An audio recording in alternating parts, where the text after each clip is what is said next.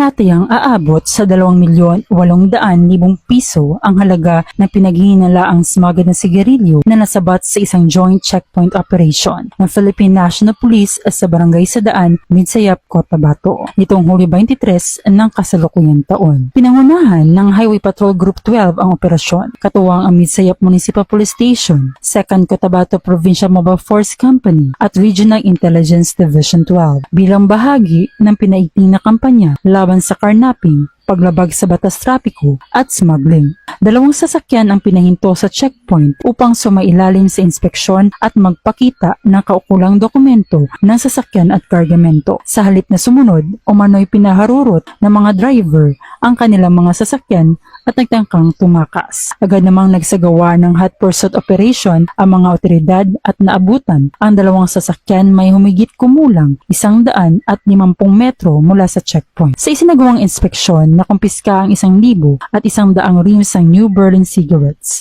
at 2,000 at 200 reams ng Fort cigarettes na may kabuuang tinatayang market value na 2,800,000 at 23,810 piso. Inaresto ang 2 driver na kapwa residente ng Cotabato City. Ipinalam sa kanila ang kanilang mga karapatan sa presensya ng isang kinatawar na media at isang opisyal ng barangay. Inihahanda na ng mga otoridad ang pagsasampa ng kasong resistance and disobedience to a person in authority sa ilalim ng Article 151 ng Revised Penal Code. Gayon din ang paglabag sa Republic Act No.